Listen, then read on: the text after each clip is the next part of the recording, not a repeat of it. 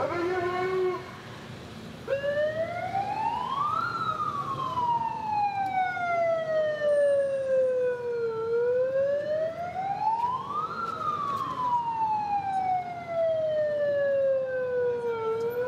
Ça se passe autre chose.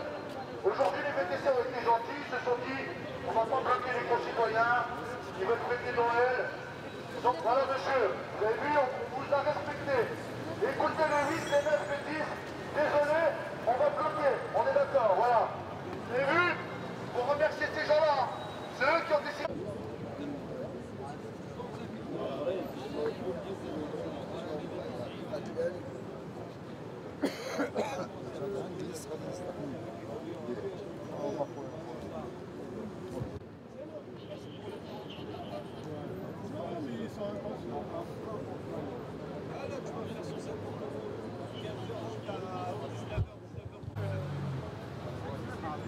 C'est là-bas justement, regarde, j'ai mis le manifestation, c'est là-bas, dans la rue qui est là.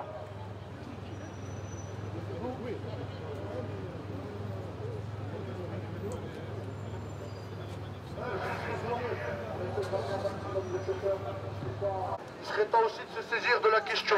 On est d'accord ou pas? Est-ce qu'on est d'accord ou pas pour numéro de juge? Donc voilà, on a été fair play. Parce que aujourd'hui, on sait très bien que les concitoyens, c'est Noël. Les Jeux Olympiques, ça se passe tous les jours à Paris et ailleurs. Hein.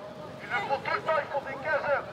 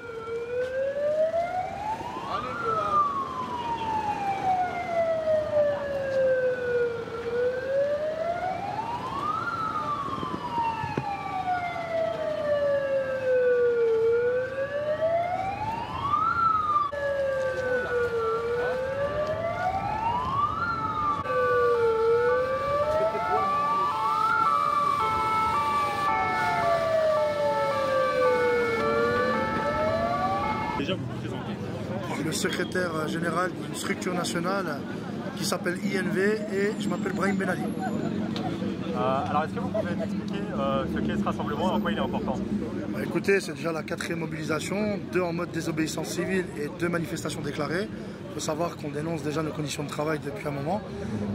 On demande un numerus clausus, pourquoi? Parce qu'à Bruxelles, il y a eu un plan taxi. Moi j'ai travaillé avec mes homologues là-bas pour essayer de réguler le Far West numérique qui avait instauré Uber à Bruxelles. Et donc du coup ça a permis de fixer un nombre de chauffeurs, taxi et VTC. De l'autre côté, ça a un effet positif, hein, les chauffeurs ont pu voir le prix de la course augmenter, le tarif euro-kilométrique surtout, c'est le plus important, donc le nombre de kilomètres à parcourir et le temps, la minute à consacrer là-dessus. Et ça a permis de créer un filet de sécurité. On a eu le témoignage d'un collègue hier à Bruxelles qui nous ont dit que mon chiffre d'affaires a été multiplié par 3. Ça a permis aussi de sécuriser le transport. Les clients maintenant ont moins peur de commander donc un chauffeur parce qu'il y a de plus en plus d'agressions sexuelles, il y a des faux chauffeurs, il y a des sociétés qui ne déclarent même pas, il y a du rattachement à mort à gogo. Donc voilà, ils ont assaini là-bas ce qu'il y avait à assainir. Et donc on demande la même chose aujourd'hui. Sachant que là, ils veulent nous ramener 60 000 nouveaux chauffeurs.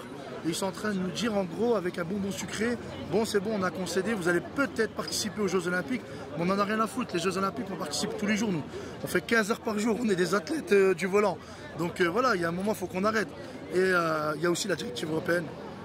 La France la torpille. Emmanuel Macron, le président lui-même, avec quelques États membres, des libéraux ont décidé de torpiller une directive qui permettait de sauver l'indépendance de travailleurs. Et on va passer à 48 millions de travailleurs en 2025. Et le président aujourd'hui a décidé de dire, ben non, écoutez, ça crée de l'emploi. c'est une machine à précarité. Vous avez des chauffeurs qui font 15 heures pour 100 € de chiffre d'affaires. Chiffre d'affaires, c'est pas net dans la poche, c'est chiffre d'affaires. Donc aujourd'hui, il faut arrêter cette mascarade. Là, finalement, on voit bien que c'est de la politique, la courbe du chômage. Mais nous, on a les chiffres. Les chauffeurs, bah, ils se font désactiver sans préavis, sans justification. Beaucoup se retrouvent avec leurs dettes, leurs créanciers, ils ne savent plus comment payer. Et là, on nous dit, attendez, bonne nouvelle, on va amener 60 000 nouveaux chauffeurs qui vont vous remplacer. Il y a un turnover énorme. Vous imaginez, on nous amène en fait de la concurrence déloyale entre nous. Pourquoi je vous dis ça? Parce que la société Frino, elle a été condamnée par la Cour d'appel de Paris récemment pour concurrence déloyale envers une société de VTC. Une plateforme qui concurrençait déloyalement une société de VTC, vous imaginez? Donc en fait, ils créent de la concurrence déloyale entre nous. Ils ramènent les prix au rabais. Là, vous avez entendu le tarif. Mais en fait, c'est une mascarade. Le dernier tarif minimum, j'avais averti les journalistes en disant, bah, attendez, 7,65, mais ils ont rajouté des kilomètres à parcourir et du temps à consacrer. Là, 11,65, c'est encore des kilomètres en plus et du temps à consacrer. Et qu'est-ce qu'ils payent? Personne. Donc aujourd'hui, ils ont vu leur rémunération baisser et on fait croire à tout le monde qu'il y a des accords historiques. Oui, historiques exactement, parce qu'on a baissé, divisé le chiffre d'affaires par 3. Voilà. Donc aujourd'hui, on le dit, on menace, on va avoir... bref, on va avoir des chauffeurs qui vont bloquer le 8, le 9, le 10, plusieurs endroits dans Paris. On était 3000 chauffeurs.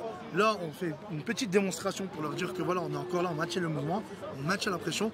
Mais le 8, le 9, le 10, les 3000, je le dis, on va tracter un maximum pour être plus de 6000, voire 9000 chauffeurs.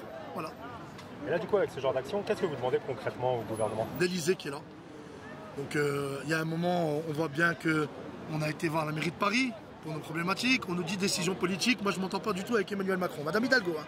Ensuite, on a le préfet, M. Laurent Nunez et Madame Hidalgo qui ne s'entendent pas. Donc, on est dans une table de ping-pong. D'accord. Nous, on est la balle. En fait, ils s'amusent avec les raquettes. Et donc, on a décidé d'aller plus haut, c'est-à-dire l'Élysée. Il y a un conseiller au transport donc, qui peut décider de la situation, qui est M. Emmanuel Bossière. Et n'oublions pas M. Gérald Darmanin, ministre de l'Intérieur, qui doit régler aussi cette situation de la sécurité. C'est pas normal qu'aujourd'hui, on a des personnes qui exercent en tant que chauffeur VTC et qui ont des antécédents très graves. Vous avez bien vu, hein, tous ceux qui dernièrement se sont fait attraper. On a vu leur casier judiciaire. C'est des gens qui sont connus par les services de police pour des faits très graves. Des agresseurs qu'on a remis dans le circuit. Et Uber et les autres ne contrôlent même pas. Et là, vous voulez quoi? Ramener 60 000 nouveaux chauffeurs. Les préfectures sont à 2 pour contrôler les dossiers taxi VTC, 2 pour peut-être 3 000 à 4 000 dossiers, mais ils vont être moins regardants, donc il va y avoir des loupés, et nous on ne veut plus de ces loupés-là. Et on veut que nos collègues qui ont des cartes professionnelles, qui sont VTC, qui payent, parce qu'aujourd'hui ils payent la TVA sur Uber, ils payent leur TVA, ils payent les impôts, aujourd'hui ça quitte de tout, ils ont été exploités pendant le Covid-19, on les a appelés pour transporter des médecins et j'en passe. Et ils l'ont fait gratuitement. Et aujourd'hui, on leur dit quoi? Non, en fait, vous êtes les gueux du transport, on n'a pas besoin de vous. Ce sont des êtres humains. En fait, c'est du racisme et de la discrimination. Et ça, on le retrouve très souvent, vous savez, dans d'autres professions. Attention. Donc aujourd'hui, c'est ce qu'on subit. Et il est hors de question qu'on continue. Nous, on veut vivre une situation existante, celle de Bruxelles, où nos camarades ont vu leur chiffre d'affaires multiplié par 3, où il y a encore de la demande, où les clients, ben, ils ont vu qu'on a rehaussé la qualité du transport. Et que finalement, ils se sentent plus en sécurité. Vous voulez être transporté? Eh bien, il y a un moment, il faut bien rémunérer les chauffeurs. Vous voulez un retour de qualité de service? Eh bien, payez-les en conséquence. Et croyez-moi, vous aurez le même effet. Et je vais vous dire un truc à tous les clients qui consomment Uber. Vous êtes les dindons de la farce. Parce que vous savez, le prix que le client paye n'est jamais le même que celui que le chauffeur a. Il y a des différences qui vont jusqu'à 50 €. Vous imaginez, on nous fait croire à vous que on vous a facturé 60 € et finalement, moi je reçois une facture, on me dit ah non, le monsieur qui était dans votre véhicule, on l'a facturé que 40 €, on prend 25% de commission sur 40 €. Oui, on a les preuves. On les a envoyées au ministère. Et vous savez ce qu'a répondu Uber? Décorrélation du prix. Des fois, le gagnant c'est le client et des fois, c'est le chauffeur. Il y a un perdant de temps en temps. On n'est pas dans un jeu aujourd'hui. La transparence des prix. Donc j'ai envie de vous dire, on vous fait croire que vous allez payer moins cher. Mais ce n'est pas vrai en vérité. Si vous passez par un chauffeur directement, d'accord, vous allez voir que vous allez payer beaucoup moins cher que d'une plateforme numérique qui n'est pas transparente. Voilà.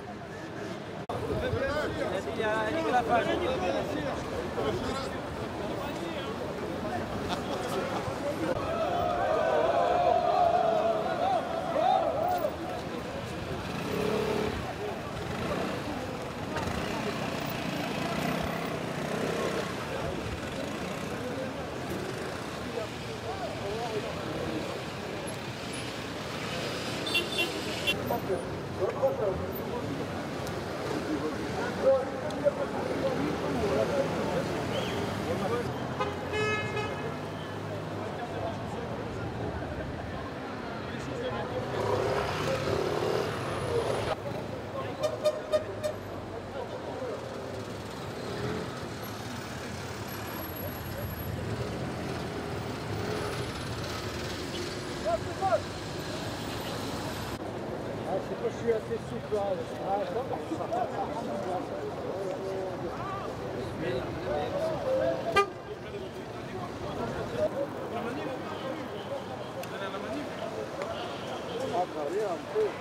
C'est la manip officielle.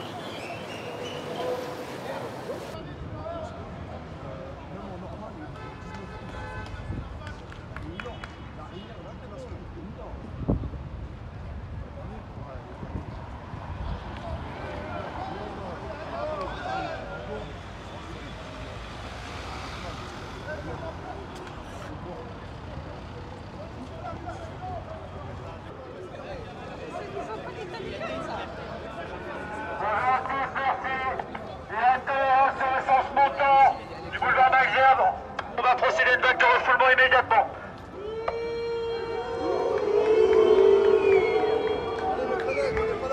Détoléré sur le sens montant, vous ne franchissez pas la ligne blanche ici. Ah, venez par là, venez. Toute personne qui sera sur le sens descendant C'est une blanche. sera évacuée par une vague de refoulement. La ligne blanche, les gars.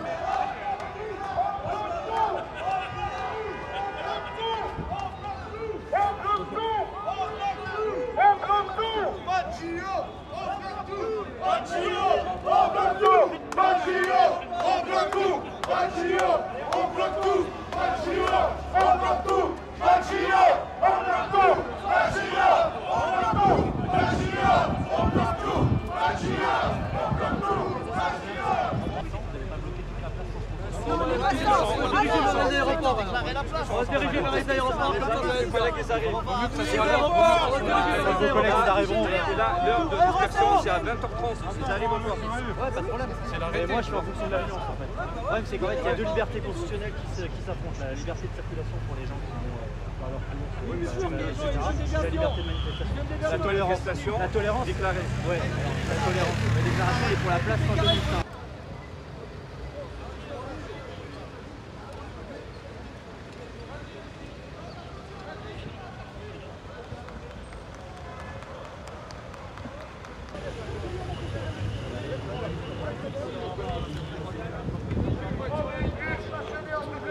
Véhicule